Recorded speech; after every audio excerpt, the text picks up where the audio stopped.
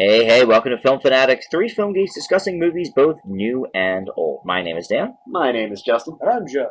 Before we get to our last show of the year and then our best of minisode, it's time to take a look back at some of the movies that fell through the cracks this year for one reason or another. Each of us has brought two movies to the table that we enjoyed this year that we did not get to cover here on Film Fanatics.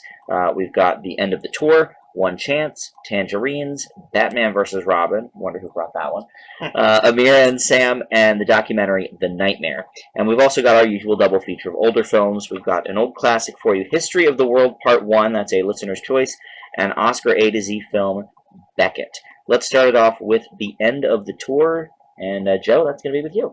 All right. Well, I had the privilege of actually seeing this one well before you guys. Yeah, over the summer, actually. So I actually knew what was going on, and I told you guys you had to make sure you see it. So glad we got to it. At the End of the Tour is, of course, an American drama film about the noted writer David Foster Wallace. He's generally been considered one of the greatest writers of the 20th century. And, it stars Jason Segel as Wallace and Jesse Eisenberg as this young author who decides to follow him on his book tour for his most popular novel, Infinite Jest. And the story basically focuses on the interaction of the two men and the view of the man from the outside perspective, that being Eisenberg's character. And not really knowing much about Wallace going into it, I didn't really know what to expect, but I was really initially impressed by just how great the performances were. Eisenberg was pretty good, but I think Jason Segel is definitely a standout here. I think there's no question about it. I mean, even from the initial trailers, I just saw this was so radically different than his typical style. I literally did not recognize him until I actually looked up some more information about the film. So that in and of itself impressed me. But the two of them really have some great chemistry, and the story definitely feels rather grounded and real, but also so kind of epic because this is such an interesting man. And it's always kind of difficult. There's kind of a saying almost in Hollywood to make the stories about writers and writing is tough to do because it's a very different medium. But I think this is one of the cases where it's pulled off, mostly because it does focus on the man. And I was really quite impressed by the movie, and even encouraged me to check out some of his work afterwards and listen to some interviews from him. And it just kind of solidified the performance right there for him. He just literally became this man. So really, easily, probably the best performance I've seen so far this year.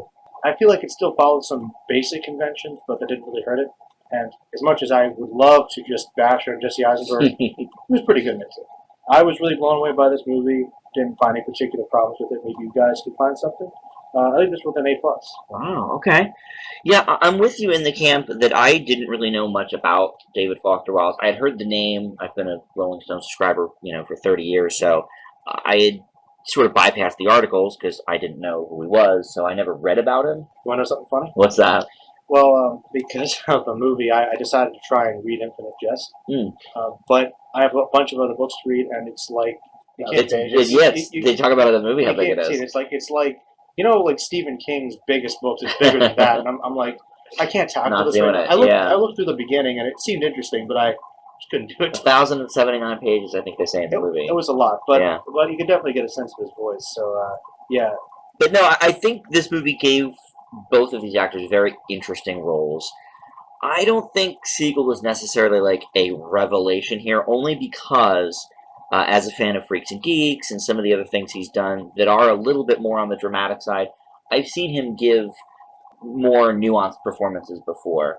This is certainly his best dramatic performance, but I agree Eisenberg also does a good job here. He's kind of hit or miss with me. Sometimes he nails it, sometimes it's sort of not so great. Depends on how it's used. Yeah, but I think as the, neurotic writer, I think it works for him. It's a very, very good conversation film. There's a lot of interesting observations and commentary. I thought this was an authentic look from both his perspective and the reporter's perspective.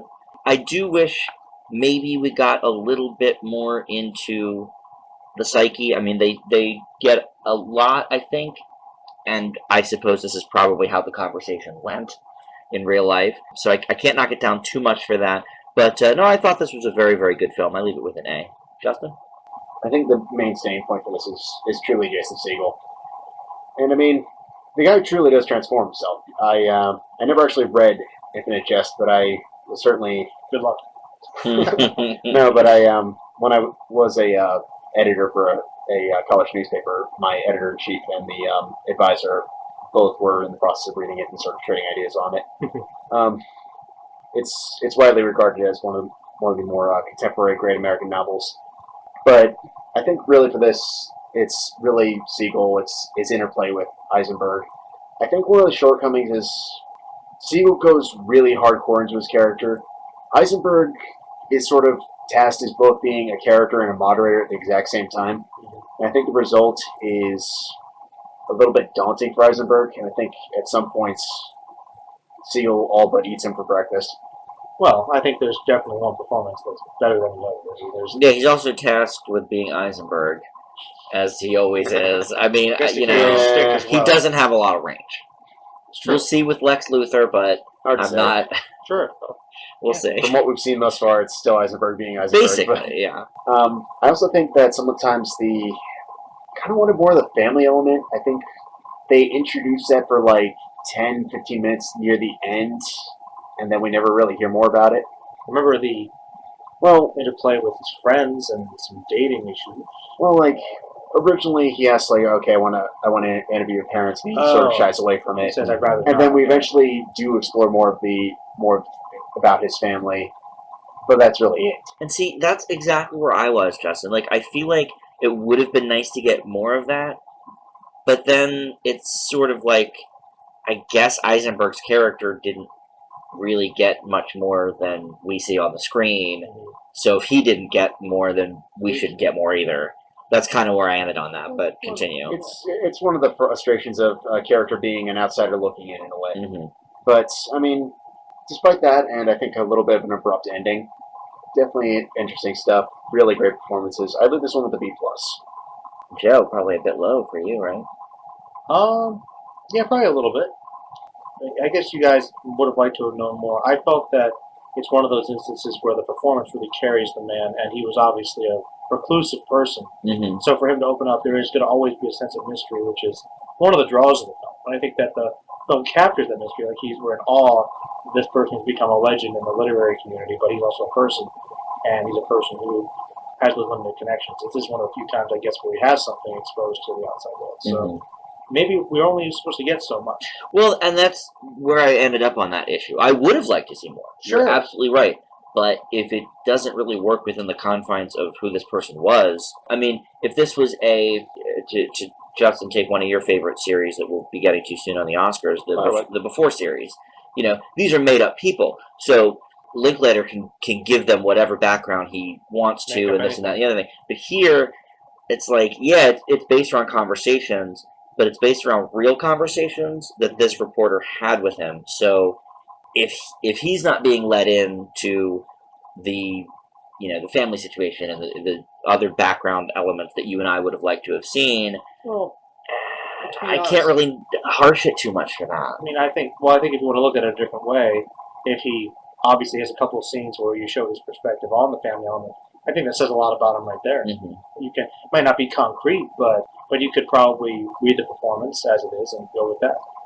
And ordinarily I'd be okay with that, Joe, but we had that moment where he shies away, which both works as a plot point and as foreshadowing. Mm-hmm. We then eventually do introduce the parents. I was expecting this whole sort of like Frank moment where even though we only see them for 10 minutes, we learn a lot about this character. Mm-hmm. But it's only like a smidge, and then they're gone. Well, did you feel like you learned enough about him based upon the type of story they were telling in the film? I got the impression that they were trying to tell it as this was not a man from the past, this was not a man from the future, this was very much a man that you need to understand from the here and now. And I think that both helps and hurts the movie as the overall end result. I don't know. I was pretty blown away by it. Like, literally, my biggest issue was Eisenberg's character, because I didn't think he was particularly likable. But the film was being honest with his portrayal, and I think that it still balanced it being his story, because it's really his story. It is. Even though we learn a lot about it, it's really about him observing this other person, and I think that since that was the goal, it's based on his work. I think we learned a lot about both of them, and I think that for it to be pretty evenly divided, worked pretty well. I didn't really have any issues with it, to be honest. All right, well, let's move on to my first pick, and that is One Chance. This is a biographical comedy drama film about opera singer Paul Potts, who gained fame by winning the first season of Britain's Got Talent in 2007. He's portrayed here by James Corden, most famous in America for his late-night CBS talk show and for his role as the baker in Into the Woods last year. One Chance starts out with Potts' very humble beginnings as a teenage target for bullies, into his adulthood as a cell phone store manager with a dream. Julie Walters and Colm Meaney from Star Trek play Paul's parents, and Alexandra Roach plays his girlfriend. Now, listeners, if you're tuning into us in America here, this is going to be a hard one for you to track down. Unfortunately, it had an extremely limited release in theaters at the end of 2014 and has since not been released here in the States on DVD or Blu-ray or iTunes or anything. So hopefully someday you'll get to watch this one along with us. For you international listeners, go for it. You can probably find it rather easily. If One Chance weren't a true story, honestly, I think it would play as a fairly generic rom-com. Some of the pratfalls and situations seem pretty outrageous. He's very accident-prone. There's a couple of, sort of comedic scenes with that. They're also trying to murder him because of Papa. Sort of lifted right out. But it would, yeah, and that stuff's a little extreme. Really? But I mean, I'm talking about the parts where he's running to the girlfriend saying, "Oh, I love you," and then he gets hit by the car. I mean, sort of generic stuff. But by all accounts, it really is what Potts went through on his road to success. So, sort of like End of the Tour, I guess. I sort of gave it a pass for that. At just a little over 100 minutes, though, it does seem a bit rushed. And the final scene is his audition for Britain's Got Talent, where he just blows the judges all away. Now, I may have preferred to shorten the courtship or the struggle, which is a little bit more standard, and be given some of the actual competition of Britain's Got Talent. I mean, anybody in England knows the Potts won the contest. I think the trailer even gave that away, so I kind of knew going in as well. But it might have been interesting to explore his psyche during the time in the competition. I think Corden does a good job as the everyman, as he typically does in his British sitcoms and the other roles I've seen him in. I give One Chance a B. Justin? Well, I'll never quite understand why this one's being held out in the States, but... And it's Weinstein. It's not like it's a weirdo company that doesn't release things. It's very bizarre. But I honestly thought this one was pretty sweet, charming, and kind of funny. Corden is probably what holds it together. Oh, for sure. It's certainly not without some hokey moments, definitely things that are kind of corny, but his charismatic nature brings it to life. I'm not 100% sure if he did his own singing, but that's just a nitpick. Couldn't tell. I would say no. And that sort of seemed to... I mean, we saw him singing Into the Woods, but we've never seen him sing opera. Certainly the audition scene was taken right from the audio of the show. Right. So I know that's not him. Now, the other parts I don't know. Yeah, and that was one thing that kind of bugged me a little bit. But, I mean, honestly, it was a pretty fun ride. It's definitely rushed. I agree with you on that. But, I mean, any movie that makes something as simple as purchasing gum romantic and have it work can't be all bad. I leave One Chance with a B-. Okay. Joe? Well, we were waiting to watch this one for a long time. We finally Long decided time. to Just give into it. I thought that the story was pretty standard. Really, kind of the underdog reaches a dream. I didn't think all the comedy worked. I thought some of it did. I think the thing that saved it for me, though, is just kind of this overall atmosphere of just kind of sweetness. Like, everything's just so sweet, Everybody's so likable. And I liked the romance in this one. I thought it was nice. I thought she was very supportive. I thought it was very cute. I think Corden did a good job. I liked him. I thought Colm Meaney was actually very mean in this one. He really was. It was very unusual to see. He's not usually like that. So that was different. Yeah, I mean, there's really not too much to say about this one. I think that it was a little disappointing after all the build-up. I know we've been looking forward to it for so long. This is, I should tell our listeners, this is the only movie that we're going to cover today that one of us didn't previously see. I just kind of picked this as my pick just because we've been talking about it for so long. And that was enough. Well, it's kind of now or never. The year's almost over. So I hadn't seen this one either, even though it was my pick. I can't say I was super disappointed, but I guess I was expecting something a little bit more impressive. I thought it was just pretty basic. But it wasn't really bad. I leave it with a B- as well. Okay. Did either of you guys think that maybe it would have been served better if we didn't end on that first audition? I would have liked to have gone a little further into the story. I don't know if we should have I kind of like the build-up, Mm-hmm. but I think that maybe an extra like 20 minutes or half an hour even, Right. going into the rest of the beginning of the scenes where get past that initial competition. Even if they show him winning in the very next scene or whatever, and then show a little bit of that aftermath, like, okay, now he's going to record the record or whatever. I don't know what happened to the guy after he won, but I think it's just one of the pitfalls of doing more contemporary true stories, being that more people are familiar with it, so you have to sort of play to your audience. mm-hmm. And obviously, you said it best, Dan. I mean, people knew who Potts was. Obviously, he won. He's still very established. It's one of the great success stories. And I feel like if we did that, it would just basically become a promo video for Britain's Got Talent. So, I mean, I'm okay with where they chose to stop it. Would I be curious if there was like more going on during the competition? Sure, but if you're going to stop it there, fine. If anything, I would have cut short. I would have probably shortened the moments in Italy.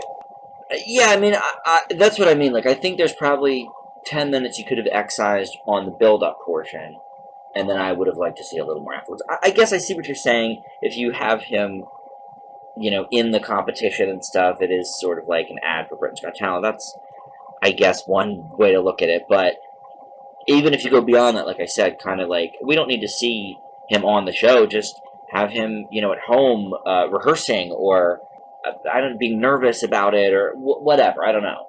I don't know. I feel like if they did that, it basically becomes Steve Jobs in terms of okay, we have this build up, we get to a significant moment of Britain's Got Talent, on to the next build up to another significant moment in Britain's Got Talent, then we finally get to the last one. But that's what I'm saying with what Joe suggested. They don't have to show every tryout. They show the audition that they showed. They show him winning in the next scene or two, and then you show 5 minutes of the aftermath of that. I think that would be fine. What happened to him, what happened to his relationship. I mean, look, I never heard of this person. We don't live in England, so I don't know who Paul Potts is, except for this movie, which maybe is why they didn't release it on DVD here, because no one knows who this guy is. But, I don't know, as a reality TV fan and an America's Got Talent fan, I thought that would have been mildly interesting to see the aftermath of one of their competitors. Well, let's move on to Justin's first pick, and that is foreign language Oscar nominee Tangerines. In the midst of a vicious war in Georgia, Ivo, played by Lembit Olsak, continues to go about his day, tending to his crop of tangerines. However, when the conflict literally arrives on his doorstep and two soldiers from opposing sides, Ivo strives to keep the peace as the war rages on. Now, we've reviewed plenty of anti-war films, both in recent years and in the past, with All Quiet on the Western Front. But what makes Tangerines truly deserving of greatness is its portrayal of the uglier side of war, showing that there really is no good side, and also exploring the downright hypocrisy of it. Olsak really gives it this fantastic performance as a lead, giving audiences a man wanting nothing to do with it, and yet also his reluctance to get involved, which really allows audiences to see how complicated his character truly is, and building this dynamic with these two people over the course of an 87-minute runtime, which I thought, while short, is incredibly well paced. And I think the result is raw, emotional, and a really fantastic cinematic experience. It was my personal pick for what I was hoping would win Best Foreign Feature last Oscars. I leave Tangerines with an A. Joe? No, this one was very good. I think the thing I liked about it the most was sort of the haunting realism of the whole thing. It's not a particular part of the world I know a lot about, but I know there's been a lot of conflict there, a lot of bloodshed, and just seeing this normal, everyday guy who's just kind of caught in the midst of something and just trying to survive and deal with it as it literally comes to his home. Literally comes to his home. I feel like it's a part of the conflict that we don't often see, and I think that it's a very well-rounded viewpoint. I thought the performance was really good. I thought the dialogue was really good. I want to say that I thought it was a little bit quick, actually. I thought the runtime was very short. I liked what I saw, but I wasn't sure if it felt like it was moving slow at some points, and other times I thought it could have been extended a little bit. But either way, most of what I saw during that time was still very compelling. So I'm not entirely sure what they could have done there, if it was a very brief runtime for this really powerful story. But really, I think Justin said it very well. It's an excellent anti-war film, and it's something really unique we don't get to see in terms of that perspective. And I leave it with an A as well. Well, I definitely think it's a very interesting look at two opposite sides of the same war and shows that, like Justin kind of said, on both sides, everyone really is just a person fighting for what they themselves believe in or what their country believes in or whatever. And there is no sometimes real good versus evil. It's just sort of terrible situation the two sides happen to be in. I think it's held together by these really great subtle performances. The man that takes them in is fantastic in this movie. I think the conclusion is very tense and exciting. But I do wish that the script were nearly as subtle as the performances. It really kind of hits us over the head with the pieces, good message. I don't know what you call that, anti-propaganda maybe, I don't know. But we see a lot of war movies where it's, go America or go whatever. Go fight. And yeah. this is like go peace, which is true, but we get it. I mean, I don't think anybody really wants to be at war. Well, I guess that's not true, but in my mind it is, because that would be nice. But I think it does hit us a little bit hard with that message. I think it goes like Tangerines, and there's symbolism a little much for it. I think there was a lot of symbolism that was a little too much in this movie. So I'm not quite on the same level as you guys are with it. It's an A- for me. Justin, my pick would have been, now that I've seen all 5 of the nominees, my pick would have been Timbuktu. And that's my choice. But I think we could agree both are better than Ida. Ida was fine. No, It was, but I would say it was probably my least favorite of all 5 we watched. We saw Wild Tales. I'm forgetting the 5th one. Wild Tales, Leviathan. Oh, Leviathan. Well, Leviathan was okay. It might have been better than Leviathan. But Wild Tales was great. Remember that one with the different vignettes of the... Oh, yeah. That was fun. It was dark. Very dark. Very dark. Incredibly dark. I mean, they're all pretty dark. Oh, of course. The Oscars, It's like, I know. Can't Can't we have a happy movie? Like, what a 100-year man that fell out the window? That could have been nominated for foreign. They would have. I mean, I don't know. Nah, this is a great movie, but I do agree. I think it's a little short.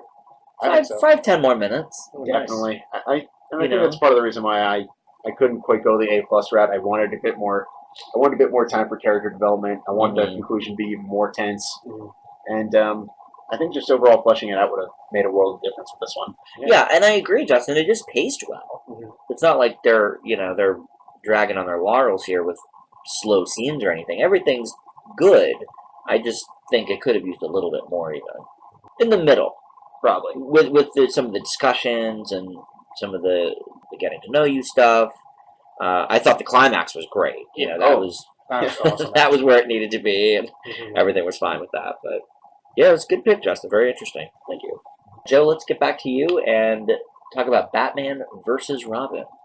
No, just leading up to Batman v Superman. Just curious, how even do you think the fight is just from the title? I mean, tension there, right? Do you think it's a more fair fight with Robin or Superman? Well, I was referring to Robin. Yeah. But I guess it's probably a more fair fight from the outside perspective. But I mean, if you've read a lot of comics, most versions of Robin probably aren't going to handle themselves. Correct. Superman definitely could beat Batman, obviously. Yes. But Batman's much smarter than Superman and always has kryptonite. I think they're worthier adversaries than Batman and Robin. Oh, you tell me you want to be honest. Well, I mean, that's kind of the joke. But all right. Anyway, Batman versus Robin is the direct-to-video superhero film from the DC Animated Universe original movies, and it is only partially based on the Court of Owls storyline, which is a pretty popular Batman storyline from the last couple of years. And basically, it's about Damian Wayne's, that's Bruce Wayne's son, as the new Robin, his exploits, getting initiated, and also getting sucked into the world of Court of Owls, which is this sort of ancient, culty group of high socialites that have been kind of manipulating things in Gotham.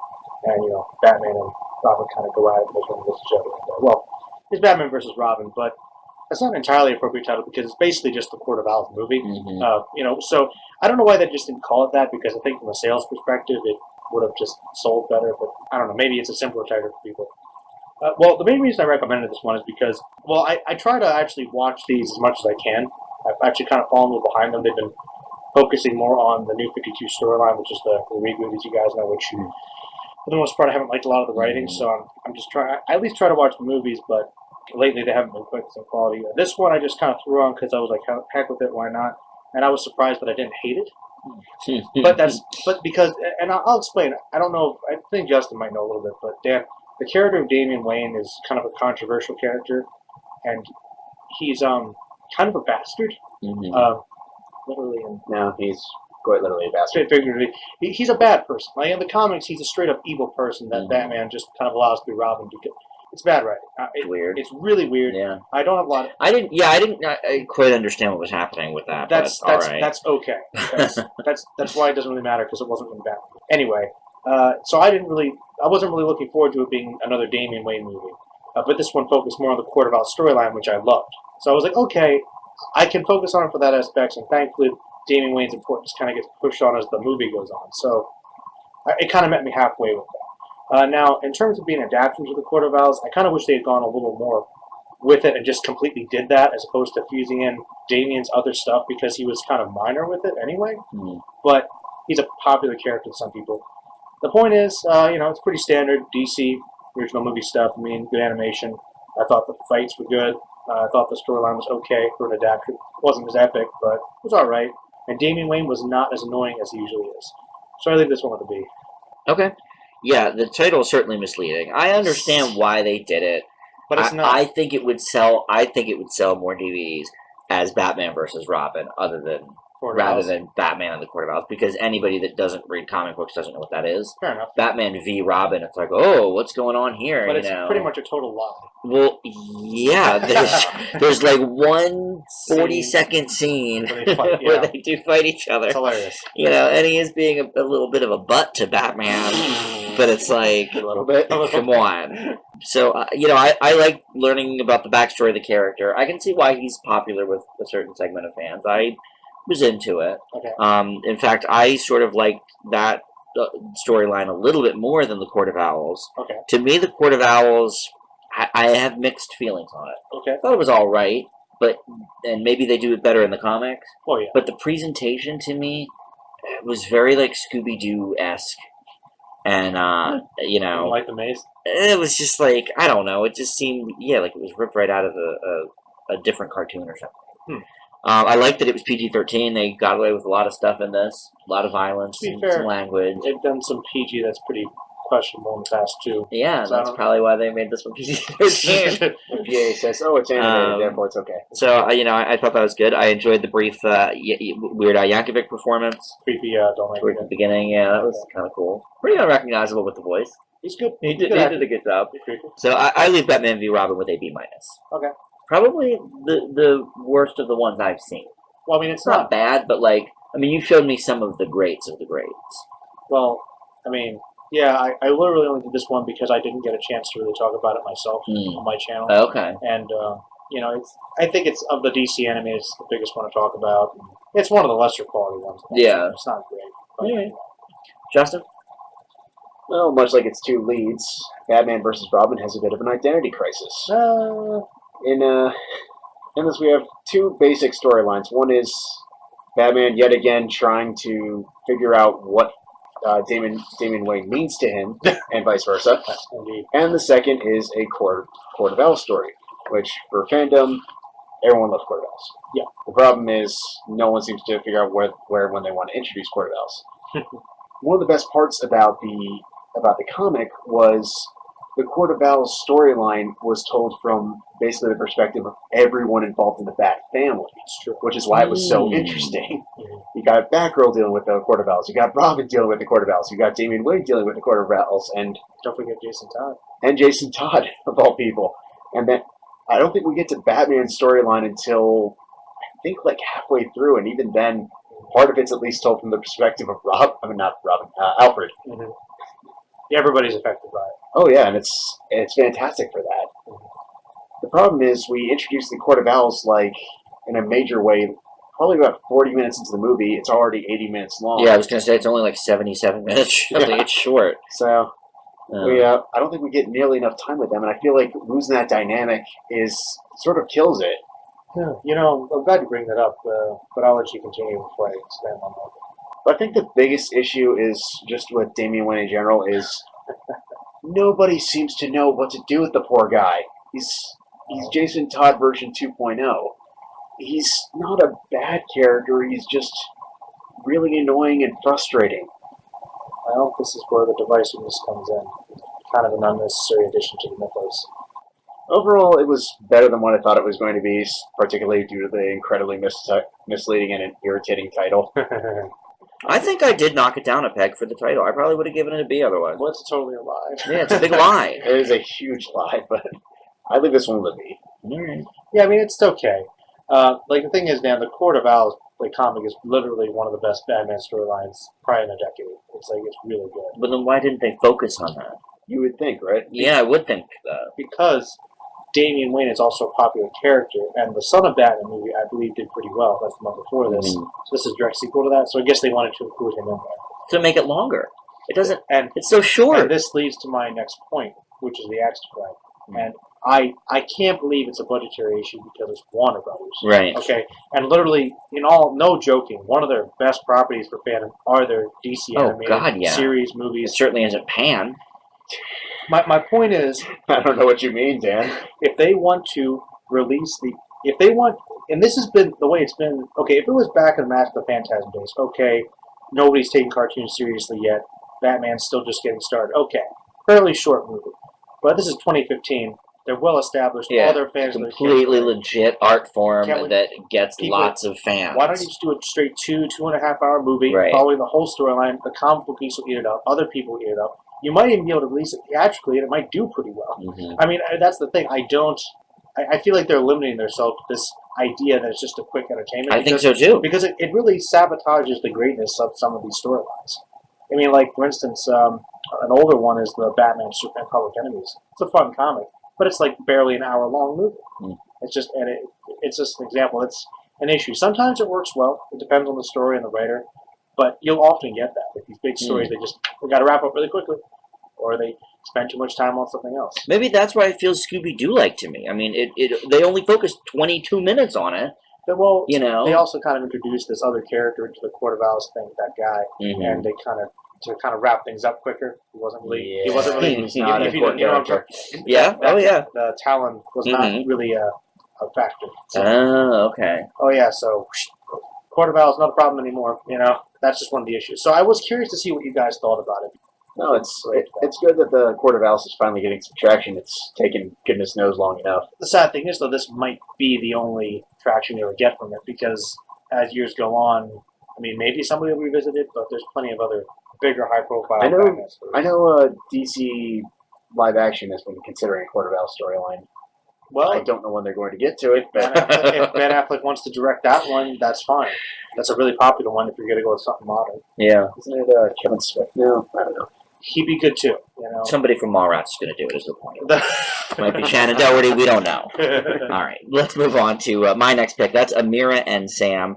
This is a romantic comedy set in New York City in 2008. It stars Martin Starr as Sam Seneca, a former Green Beret sergeant of Italian descent, and Dina Shihabi as Amira Jafari, an Iraqi woman who, though Muslim, is not super strict about it. She's living in New York illegally and originally gets in trouble for selling bootleg movies on the street and hides out in Sam's apartment. The two originally met because Amira's uncle was Sam's translator in Iraq. Sam is struggling with work himself, and his cousin asks him to help with some hedge funds, but that turns out to be a shady business. There's most definitely a lot going on in this movie, which is why a standard romantic comedy template doesn't really work here for the description. It's possibly too intricate. There's a lot going on. There's a side plot involving Sam's attempt at a stand-up comedy career that doesn't really work with the rest of the movie. It was just out of place. It's like, whoa, But Amira and Sam is far from ordinary, and Starr, one of the unsung heroes from Freaks and Geeks, is oddly charming as the romantic lead. But what sets Amira and Sam apart from the pack is the wide range of topics that it does cover, and covers well. International affairs, racism, veterans affairs, big business. I'm not saying the movie doesn't sometimes get swallowed up in those themes, and it does, but the charm and believability of the leads, I think, make up for it. I leave Amira and Sam with a B+. Justin?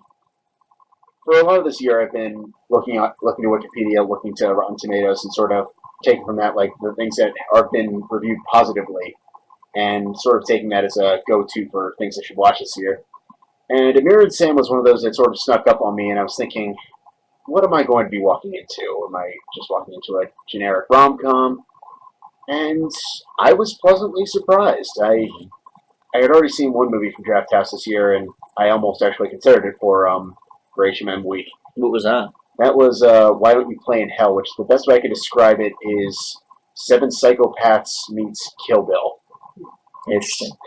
But what I really do love about this one, I think you hit it right on the head, Dan, is for being as short as it is, covering all these different things, adding so much humanity to these characters, and really becoming so much more than just romantic comedy, more or less character study just happens to be romantic. Sort of, dare we say it again, the Before trilogy. The leads do great. I think that their dynamic is probably some of the best I've seen all year. I gotta admit the stand-up bit is not good, and I think the ending is a little bit on the hokier side, which kind of ruins the more down-to-earth and honest aspect that I was enjoying for the latter 80%. But honestly, it's a pretty solid movie. I leave this one with B+. Okay. Joe? I wasn't really sure what to expect with this one either. And I was also really surprised that just immediately going in, you're not entirely sure what movie it is because it covers so much, and it Yeah. seems like there's so many storylines. But it also seemed very believable to me for the most part, like a lot of these conversations, a lot of these interactions. And I thought that Sam was very likable. And I thought she was very likable as well. And I did like their interaction, but I also feel like it is sort of bogged down by the whole romantic formula. Not that it's a bad romance per se, but there's just so much going on that it kind of lacks that focus. And I'm not entirely sure what the movie's about. It's about these two people, but it's trying to cover a little too much in a fairly short time. So I enjoyed it. I thought it was good. Definitely a big surprise, but I feel like it also could have been better. I really did not like the stand-up routines. I mean, That really is what knocked it from an A minus. I mean, I think it's a great, for romance. We see a lot of really generic rom-coms, yeah, and this is not one of them. No. But those two stand-up scenes are just so out of place. They don't make sense.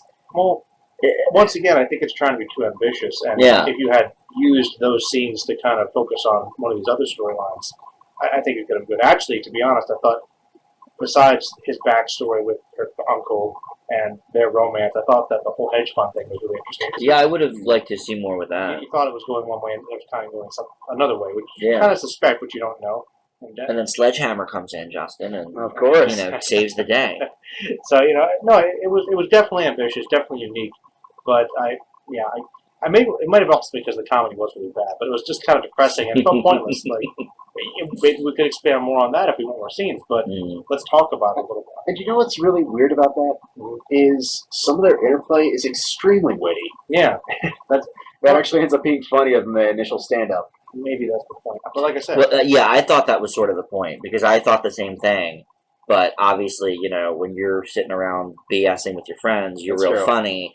It's a little bit different when you're standing on a stage With a in front of a microphone, room yeah. full of it's true. strangers. It's true. So I got that. But once again, maybe could have focused on a little more to emphasize that. Right. Still, I did think it was a good movie. I definitely could watch it again. Leave it with a B. All right. Very good. All right. Well, Justin, let's move into your second pick, and that is The Nightmare. For the lives of several individuals, going to sleep becomes the most terrifying experience of their lives.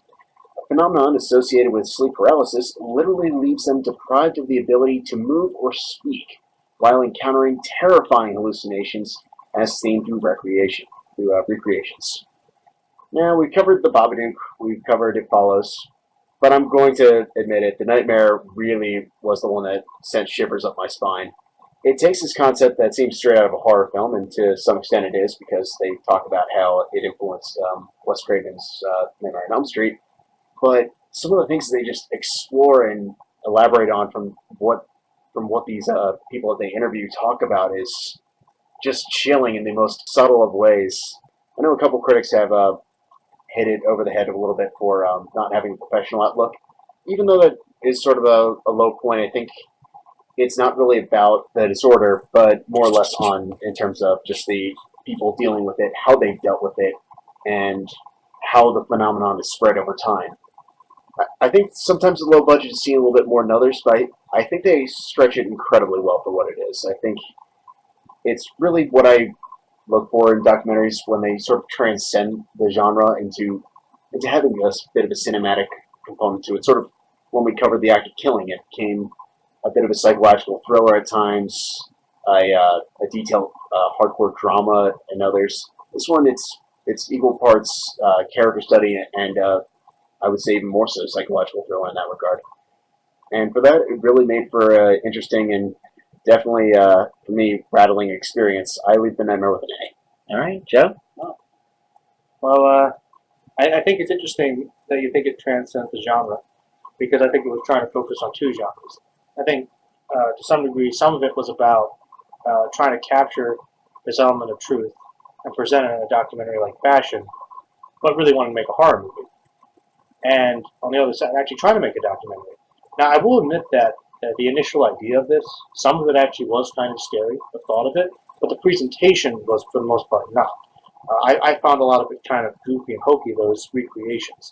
Now, had they delved more into the interviews and focused a little bit more on the specifics of trying to narrow it down what this was, I think it might have been really fascinating. But I kept thinking, as we were going through these different experiences, there are a lot of possible explanations you could draw from it. And maybe that's one reason why it's so scary, is because it does leave a lot open. But it also kind of leaves a little too open. So, for me, I thought it was an interesting idea, but I think it was kind of unfocused as well, with the exception of those shadow people. Shadow people were really creepy. Shadow people are extremely creepy. Shadow people were kind of creepy, but I don't know. It just was too hokey most of the time. So I think with a B minus. Yeah, boy, Justin, this one was lost on me. I thought this movie had a ton of missed opportunities. It sort of comes off, like Joe said, as a wannabe horror film. And some of the interviews are definitely interesting, but it doesn't delve at all into the phenomenon. I would like to know why this happens, what's going on with the brain that makes this occur. And maybe we don't know certain things. Let's hear about that. Let's hear why we don't know. The reenactments are straight out of like an Unsolved Mysteries episode. I thought they were really corny. Kind of reminded me like Ghost Story. Yeah, Ghost Hunters or whatever. It reminded me of one of those. I didn't find them scary in the least. I thought they were very corny. And I've had a couple of, very on the lighter end of this kind of thing, where I knew I was in a dream and I was trying to wake up and couldn't. And so for me, I thought this would be super interesting and, let's find out. But I just was not captivated by what this movie was trying to do. It's a C minus for me. I was really, really wanting more than I got. And by the end, it sort of seemed a little repetitive, too, because it was just the people talking about their experience, which is fine. But to me, if you want to make that movie, make it a found footage horror movie, not a documentary. I wouldn't want research. I think, actually. well, I mean, yeah, give me research more is an research important if it's going to be a documentary. and I do agree with that. But I don't think the fact they're doing recreations makes it not necessarily a documentary. No, I didn't say that. No, we both agree it's a documentary. I just think that we needed a little less of that and some more actual. I'll be honest, I would have preferred just a straight documentary without them, but I understand doing it. When it's done well. I mean, I'm not going to deny the fact that, okay, this obviously doesn't have the same budget as, I don't know. Well, Insidious, they talk about Insidious in this movie. I mean, there's a good example. Here's the thing, though. Insidious has an incredibly tiny budget. Chapter 3 may be a little bit more than your tip. Probably 2 and 3, yeah. Yeah. Had more. Hey, it's presented well despite it, though. I mean, I've read James Wan's posts. Insidious 1 was on a shoestring budget, but... And that's cool. That almost speaks more to the point, though. Because Insidious 1 is the scariest to me of the 3, and it was done on a minuscule budget. But the recreations here just were not scare. If they were trying to scare me rather than I don't think they were trying inform to be me inherently scary. I think that's why they bothered me so much, was the fact that they were more focused on trying to relate to the experiences, not necessarily the explanation as to why. Sort of speaking to an earlier point we talked about on the show of which is scarier, something that we know and understand or something that we don't. But I think that was a missed opportunity to go down that road. If you're going to make a documentary about this subject, I think it would have benefited the film to talk about the science behind it. I agree. And I don't entirely disagree with that. I think it's an important component, but I also know it's not about that. It's about the phenomenon associated with that. And I think in that regard, it can get away with that. I mean, you're right. I guess it is what they set out to do with it. But as somebody who enjoys learning from documentaries, I didn't learn anything from this movie. I mean, I guess I learned a little bit of how they feel, other people's experiences, but also, in an hour and a half or however long it is, it's just, like I said, very repetitive. So I learned it the first 5 minutes of the movie, and then they kept trying to hit it with the variations on it and the different reenactments. Batman. Yeah. Also, take your hat off and show us your eyes, for God's sake. What do you can't sleep at night, so you have a hat down during the day? Like, that was really. Maybe the producer should have asked him to take his hat off. I thought it was a little distracting. It was very distracting. I'm glad you noticed that too. Stuff like that, and like they want him to feel comfortable. That's fine. I got that. He wanted to be comfortable. No, but I think it's a cool subject to tackle for sure. But I think it's a little too vague, though. Like when I was thinking to myself, okay, this could be ghosts, this could be aliens, this could be some disease, this could be brought about by stress and various different people having different things going on in their lives, which they describe could have caused these things. Is there a correlation, or is it just all these different things can cause it? I thought it just raised so many questions. Well, the reason I used Unsolved Mysteries as my example for how the reenactments look is because the way that this is presented, it is an unsolved mystery. We don't know anything about any of this and how it happens and why it happens. Nothing. So here's the testimonial. And I get, Justin, that that's what they wanted to do. I think they failed in terms of making a good documentary because I didn't learn much from it. I mean, there's something cool here, but I think we need to learn a little more. Let's move into our double feature of older films. We sort of had an extra week in the year. The holidays are over, so we have another listener's choice. Joe, who offered this one up? I believe this was Zorro Fanboy. All right, so Zorro Fanboy, we thank you for History of the World Part 1, and Joe's going to tell us about that. Well, History of the World Part 1 is the 81 American comedy anthology film produced and directed by the great Mel Brooks. And Brooks also stars in the film, playing 5 roles. Moses, of course, Comicus, who is a stand-up philosopher, Tomas de Torquemada, King Louis, and Jacques, Le Garçon de Peace. And so basically the movie is just kind of a comedic take on different stages of history, and it's pretty funny. It's kind of all over the place. You've got like some slapstick, you've got some sexual puns, you've got some edgy things about race and politics and classism. There's some good comedy here. I think they spend a little too much time in Rome. Like, I wish it was a little bit more evenly divided. Thinking, let's go on to the next one. So if they had actually jumped around a little more and covered more history, I wouldn't feel so cheated about History Part 2, But yeah, really, I wish we could have gotten a little more. As opposed to some of the best stuff, I think, is in each of the segments. But in Rome, that's where you start to notice the flaw of the film, where just not all the jokes work. I mean, and sometimes it feels like it runs a little flat. And so this one's actually not quite as funny as I remembered it being when I was younger, but I have such a big history buff that I guess it still maintains a lot of interest for me. It's not my favorite Mel Brooks film, but it's still pretty good. I just wish it hit all the time, not like 75, 80%. So I leave this one with a B+. Okay, Justin? Well, this is the second Brooks movie I have a bit of a love-hate relationship with. We're talking. The other one would probably be Silent Movie. Oh. It was one of those that everyone was telling me was like really, really funny. Missed the mark for you. I never saw it. It's not that it's bad, it's just kind of disappointing. The first half of this movie is ridiculously funny. It's firing in every cylinder. It's Brooks at his finest. But then we get to Rome, and we get the second half, which has bits that go on entirely too long. I couldn't agree more. Rome is ridiculously long. The Spanish Inquisition bit starts out good, and then I just find myself each time I watch this movie thinking, how long is this going to go on? We get it. You needed a musical number. You made the producers. I understand it, Brooks, but you can dial it back a bit, I promise. And then at an 80-minute runtime, it just sort of ends, giving us false hope for a sequel that, honestly, I think looks even funnier than Part 1. But, I mean, there's some great performances here. Brooks is still being Brooks. I mean, even Dracula, Dead and Loving It, still had some funny moments. I think this one would be B+ as well. Yeah, this is definitely one of the more uneven Brooks entries. I think we're all on the same page with that. I do think it's still good. It holds up remarkably well. But because of its episodic nature, a lot of the portions suffer, specifically Rome, from either being too long or just not being funny enough. And for Rome, it hits on both levels. And then there's a few scenes that are literally like a minute and a half, and then we move on to the next area. And maybe we could have explored more there. I think a few are really lacking in those departments. There's lots of great cameos and one-liners, as always, with the Brooks, stuff.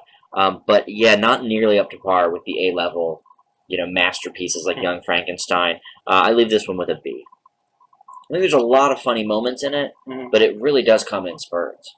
Really, and I like the Inquisition song, but it is too long. It's like 3.5 minutes or something. And it's not even that. It's you like know. just that. It's like there's so many different parts to it that just ends up becoming pure chaos by the end of it.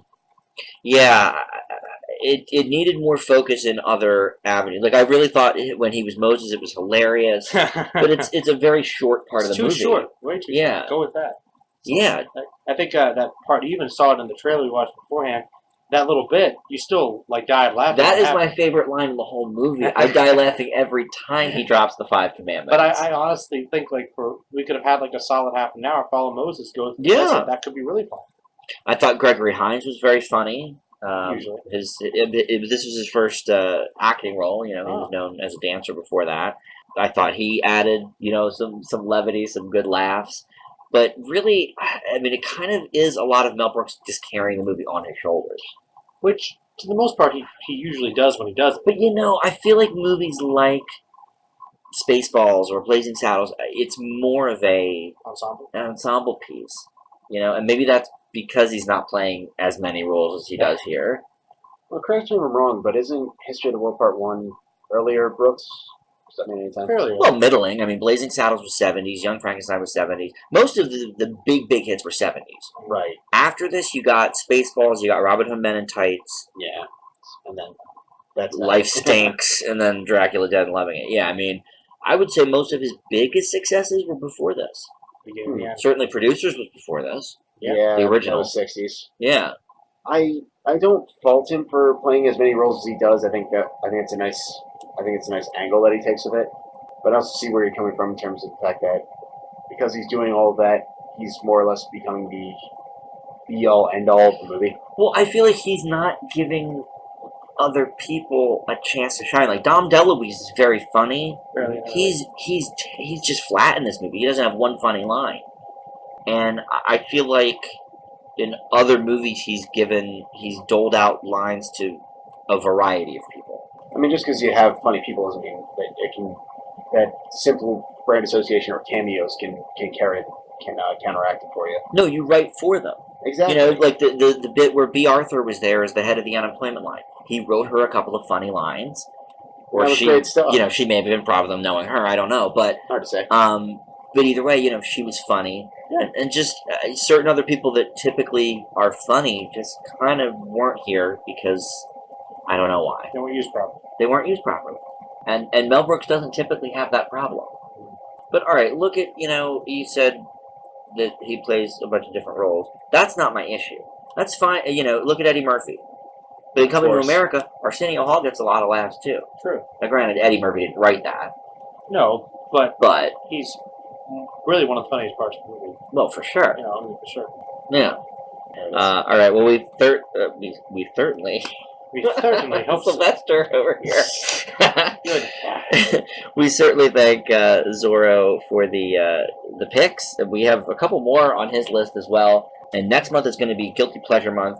We already have a great movie that has been selected by you guys for the listener's choice. Finally, we have our Oscar A to Z, and that is Becket. This is a 1964 film that won Best Adapted Screenplay and was nominated for 11 other awards, including Director, Picture, and 2 Best Actor nods. Justin, let's hear about Becket. And there you Thomas Becket and the man who would become King Henry II, played by Richard Burton and Peter O'Toole, led lives of carefree promiscuity. Though over the course of time the two begin to lead very different lives, as their obsession with each other, that may or may not be something more, you're familiar with the censors, builds until the two become deadly enemies. when there's two incredible actors such as O'Toole and Burton at the helm, it all but beckons a watch and expecting the awards to be coming in abundance. Now, the length for this one is very quickly felt, which made me regret this being the last choice of a movie to watch for this week. But the ahead of its time concept is incredibly noticeable and very much apparent, and it's amazing how much times have changed. And the cinematography, and I think lighting for that matter, is fantastic. I just wish it was, I'm going to say 20 minutes shorter to be generous. Maybe a couple less choir interludes, I would say. You didn't love those? Not quite, Joe. We'll say that much. Sort of like how you weren't a big fan of the recreation scenes in The Nightmare. Oh, okay, fair enough. But I mean, they both turn out fantastic performances. I think their dynamic is truly Oscar worthy, and despite length, pretty good stuff. I leave Becket with a B+.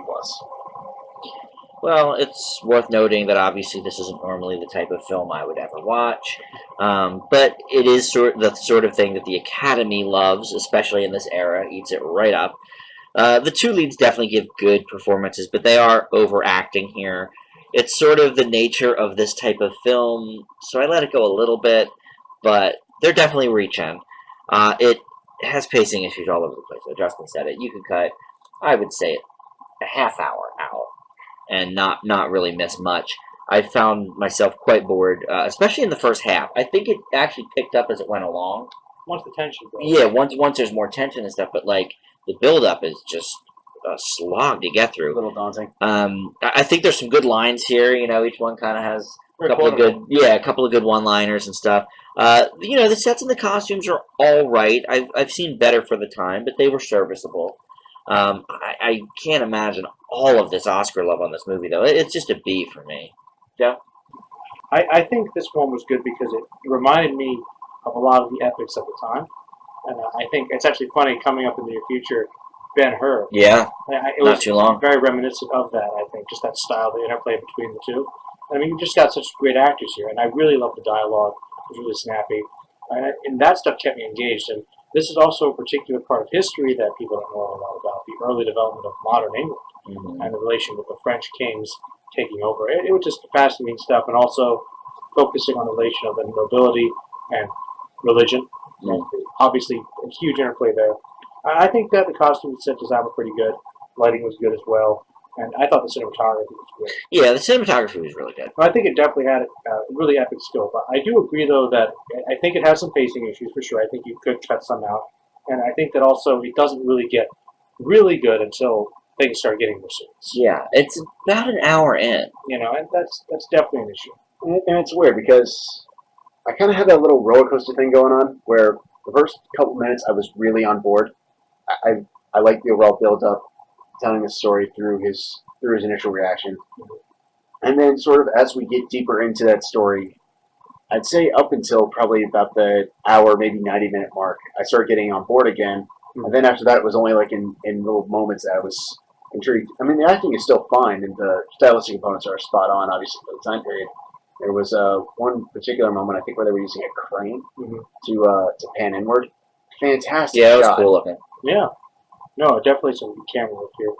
I think I took this one kind of, once again, in relation to the time it came out. I think it probably would have blown a lot of people's minds. And also for the time, those choir interludes were pretty popular for these sorts of things. So I'm going to let that go. I think it's a very well-made movie. I leave it with an A-. Okay. Wow, okay. I didn't hate the choir interludes. They were okay. No, I mean, I just thought there was too many of them, and they maybe went on a little too long. You prefer them in One Chance. I liked them in One Chance. They were a little bit, more focused. Less is more. Less is Well, more. he was only one person, though. It's true. What if he did all of them in this movie? Well, then I would have liked it more, I feel like. See, just one guy. I mean, I probably would have said Burton has maybe one too many monologues too, but I feel like with that, it's very much a kill your darlings moment. That's kind of just what you expect, and you're right. Like they're overacting, but it's intentional overacting. Yeah, it's like it's sort of this is what is to be expected from this movie. It's also modeled after a play, which was successful, so they're trying to kind of give you that feel as well. Yeah, you know, the same old. And who did I read was in the play? Somebody great. one of like the true greats. Was it Gotta see. Alec Guinness? I was about to actually ask that. I think Obi-Wan. it might have been. I wouldn't rule it out. Yeah, whoever was in the play, I think it was supposed to be O'Toole, and he got sick or something happened, so they tapped him for the movie. But whoever was in the play is like, oh, Christopher Plummer. Oh, That's who it was. You get a Holy recording cow, of that. yeah. Watch that So, shit. I mean, oh my I'm god. sure that was amazing. I have no question. You It was know. amazing. That was probably right around the Sound of Music era. Oh Yeah. my word. So that would have been an interesting take on it. Definitely. But yeah, definitely some hammy moments. But like, I didn't really mind them. But at the same time, I mean, these guys are great actors. They don't have to ham it up. No, It's true. I think it was a directional choice. Though. Mm-hmm. I do I as was well. going to say it's a British play for a British audience, so you have to portray the royalty as larger than life, and Mhm. Exactly. they're dynamic as the stuff of legend, and Mhm. It's kind of a throw in that one. yeah, it's The Camelot one. Yeah. So, the wrath of censorship. well, I mean, I think for a Speaking of which, there was a lot of things in this movie, though, Justin. Oh, You're right. Oh yeah. there was some, They, a lot of sex stuff, a lot of sex, some yeah. violence. They touched on some pretty heavy stuff. I think. Yeah. The seemingly innocent platonic relationship that definitely was not. Well, they were. Well, that close. is true. Pretty close. Yeah. Yeah, very interesting stuff. A movie I'd never heard of. It's funny. It was on Netflix for a long time. Like, Is that right? And they cut it off, so I had to That's the ground find out okay. another way. Yeah. All right. Well, that is going to wrap it up for the show this week. And we've got our Facebook group up and running, Film Fanatics with an exclamation point, and the Twitter feed at Film Fanatics Pod. You can check out our 5-word reviews there weekly, leading up to that week's episode. And of course, if you have not subscribed yet to our channel, go ahead and do that. And that will do it for this week. We'll see you back here next week. Thanks so much for listening. Bye.